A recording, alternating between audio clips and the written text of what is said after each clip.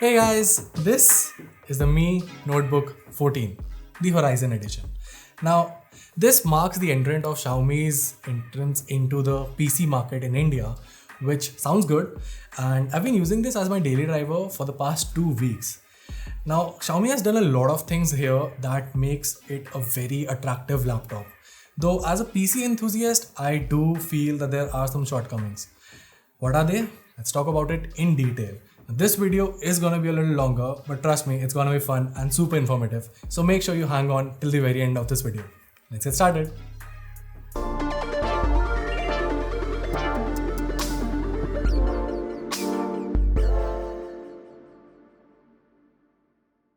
Okay, so let's kick things off with the design first.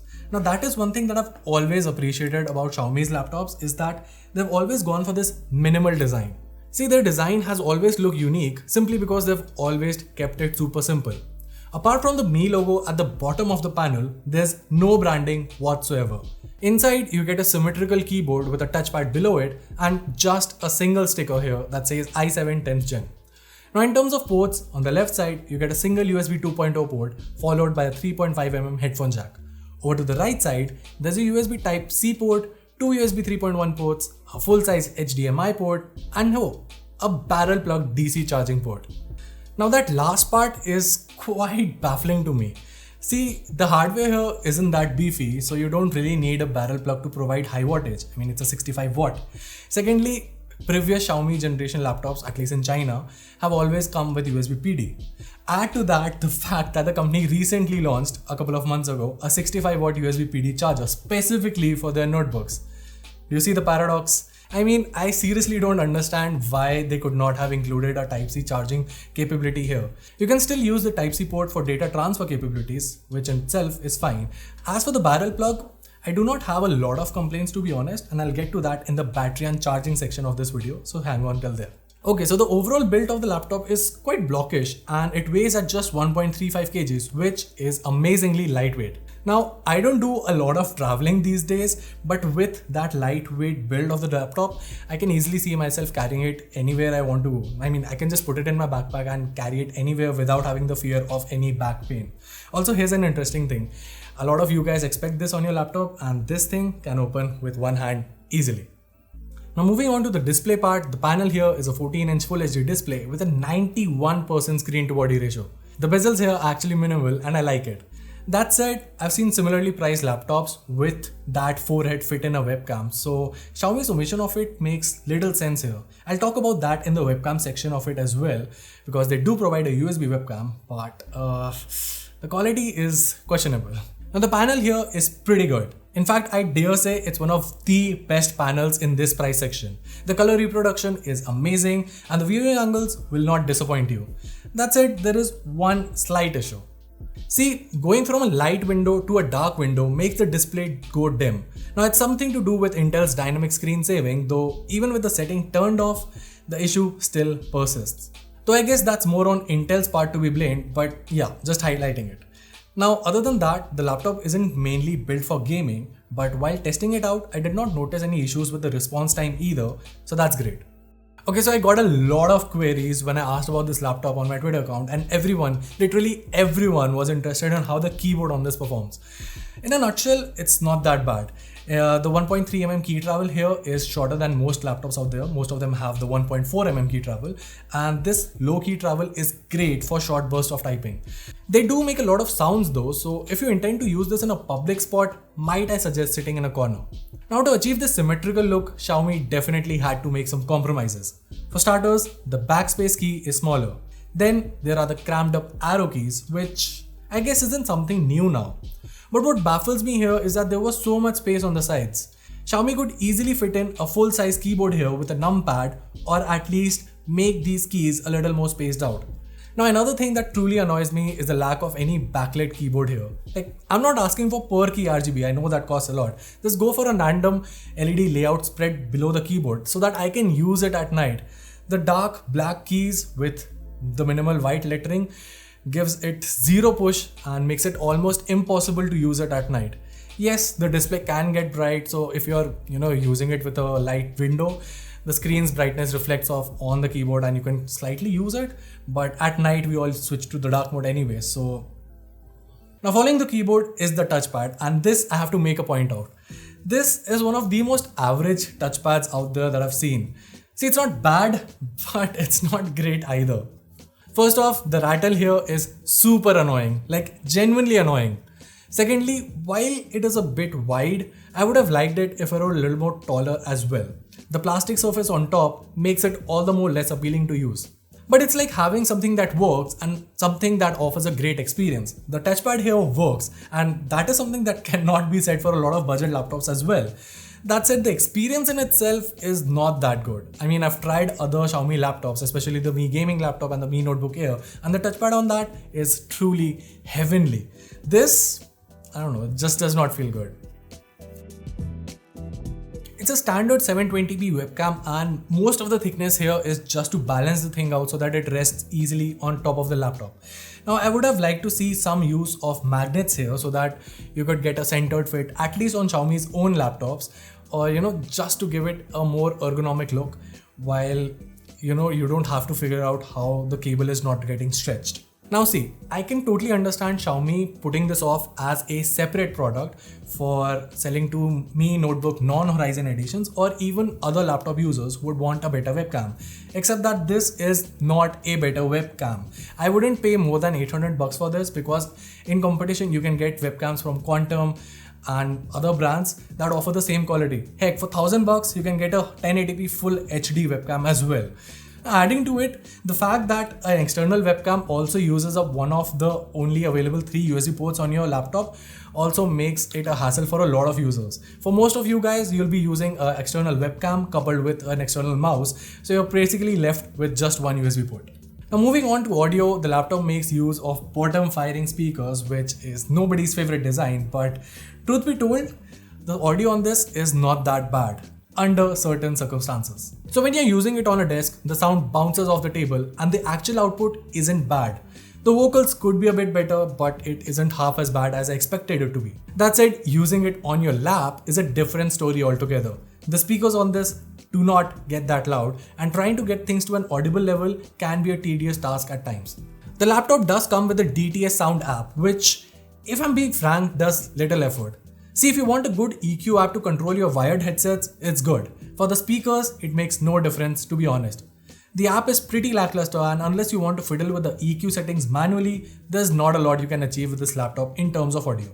Now, speaking of software, there was a lot of controversy surrounding the ads and bloatware with the brand, but I'm happy to report that there isn't any ads or a lot of bloatware on the laptop. I mean, you only get 2 pre-installed apps. One is the Mi Blaze Unlock and the other is the Mi Smart Share. The latter one is basically making use of the Mi Share capability that you already have on your smartphones to basically transfer data from your phone to your device and vice versa. It's kind of like AirDrop, but for Xiaomi laptops and Xiaomi phones specifically. Now keep in mind that I mentioned Xiaomi phones because a lot of people thought that since Mi Share is widely supported on other brands as well, like you can use Realme Share, Oppo Share and other brands since that whole partnership is formed, a lot of people actually asked me that can we use other brands to transfer data to the Mi Notebook. Sadly, the answer to that is no, you cannot use it. Neither the phone nor the laptop actually detect either devices, so there's that. Other than that, there's the Mi Blaze Unlock, which basically uses your Mi Band as an authentication method to log into Windows. It's kind of their way to get past by not including Windows Hello, and if you have a Mi Band, it's a pretty good feature. The best part about it, which I like, is the fact that if you just get up and walk from your desk, your laptop automatically locks, which is great for professionals. Other than that, the laptop comes with Windows 10 Home Edition coupled with a 30-day trial of Office 365. If you don't want to purchase the full edition of Office, we also have another video talking about the free alternatives to Microsoft Office, so make sure to check that out as well. Now before I get to the performance part, I just want to quickly brush up on the battery life of this thing. Now Xiaomi claims a battery life of 10 hours, though in my use case, I was averaging about 6 hours, which is pretty good.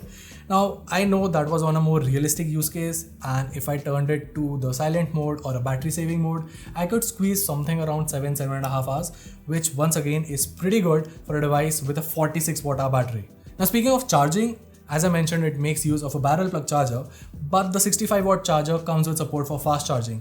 In fact, you can go from 0 to 50% in just over 30 minutes, which is great. Okay, now coming to the performance, our unit here comes with an Intel Core i7 10th Gen processor coupled with 8GB of RAM and 512GB NVMe SSD with NVIDIA's MX350 GPU for graphics. That CPU, by the way, is quite interesting. See, out of the box, Intel manufactures it to come with 15 watt of TDP with 1.8 GHz of frequency. But what Xiaomi has done is that it has overboosted the frequency to 2.3 GHz while providing a higher TDP of 25 watts, which basically means a better performing CPU. Sadly, you do not have control over it. The BIOS here is one of the worst BIOS I've ever seen. You literally have zero control over the laptop, and I don't see why you even had a BIOS like that in the first place. Thankfully, Xiaomi does include a different toggle for it. You can press the function and the K key to switch between turbo and silent modes, although the TDP remains the same, but you can control your frequencies. So anyway, let's break the performance into two different parts. For a normal casual user or a professional user, the laptop is pretty good and it's damn fast. The SSD is one of the fastest here, and actually wait, that SSD reminds me that there's a lottery system going around here. So I checked with a couple of my friends, and while I here have a Toshiba SSD, a couple of other units have received a Samsung SSD, which is quite surprising. Now, the actual good news for an end consumer is that both of them use a controller, a QLC controller from Samsung itself. So the end resulting speeds will be same across the board regardless of the rotary system. So yeah. Anyway, like I was saying, using web browsing while listening to Spotify and using your word processors, the laptop works great. In fact, you can even do some light image editing on Photoshop here. The fast 266 MHz RAM is amazingly fast and it can handle apps at a great speed. The only issue here is that RAM is just 8GB, and if you're a Chrome user, that RAM can get filled up super fast, which is why I switched to Microsoft Edge. In fact, I recently did a video talking about how you can amp up your performance of Microsoft Edge, and you can check that out as well. Now, there is the other technical part of this performance segment. See, Xiaomi claims that you can do some light gaming on the laptop, which is true, at least from the hardware aspect. See, the MX350 GPU on this is comparable to the Vega 8 graphics on the Ryzen 3rd Gen. And I was actually averaging about 60 FPS on Far Cry and GTA 5, obviously dropping down to 720p resolution. But that number in itself is great. Obviously playing at full resolutions of esports titles like CSGO and Rocket League, 60 FPS is a number that you can achieve without breaking a sweat. But there's a different side to it. See, every casual gaming also basically means a session of at least 30 minutes. This thing gets hot within 10 minutes. And I'm talking about soaring 100 degrees. Now, obviously, you can change things up by using a stand here, but the question still remains, would you really want to push this laptop to those limits? Speaking about levels, this laptop has one of the lowest level in terms of upgradability. The only things replaceable here are the Wi-Fi card and the NVMe SSD. You get 8GB of RAM in dual channel that is soldered onto the motherboard, and there's no expansion slot for RAM. That is really bad because there is no 16GB variant available either. Now, there's also the fact that you do not get another port for adding extra storage. And then you get to the thermals and things get really interesting. Now, Xiaomi has made use of very minimal thermal paste for the CPU and GPU, and that thermal paste within 2 days of benchmarking started to melt away to a level where it was non-existent.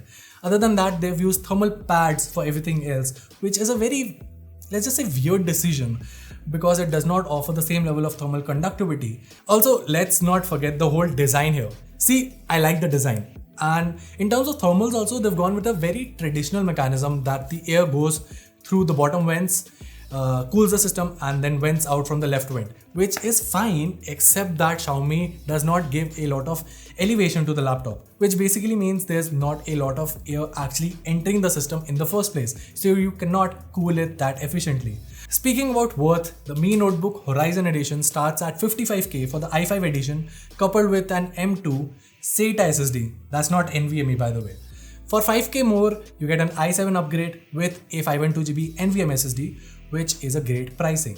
For less than 50K, you can get the Asus VivoBook 15 that offers a Ryzen build, pretty much the same package with a backlit keyboard, a fingerprint sensor, and extra SATA slot for adding more storage. Now the RAM is clocked at 2400 MHz but is upgradable thanks to another slot. The battery life here will be lower than the Mi Notebook, but for the price, I would actually slide with the VivoBook. Now there are also newer options from Lenovo in their new IdeaPad Slim lineup. They're priced near the 40k margin, but they do come with a hard disk. All you have to do is spend a little extra on getting a new SSD, swap the hard disk out, and you're good to go for a much better price.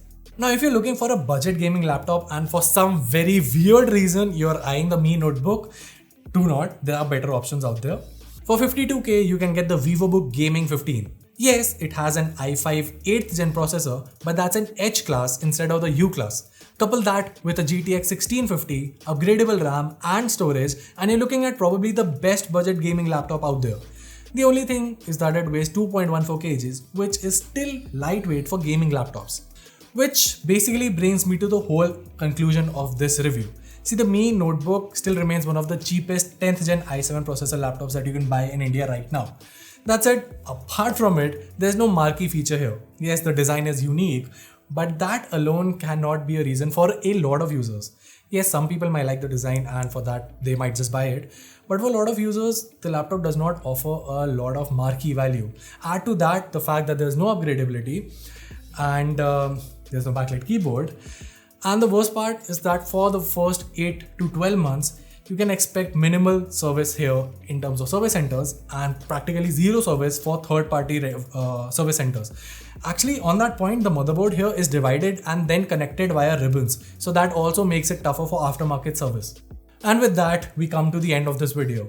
Now, I surely hope that this wasn't a one-off thing and Xiaomi continues to bring more of their amazing laptops to India. They have a great lineup, like I talked about the Mi Notebook Air and the Mi Gaming laptop, which offer amazing features, great performance at a very, very competitive price point. So yeah, I would love to see those laptops coming to India soon as well.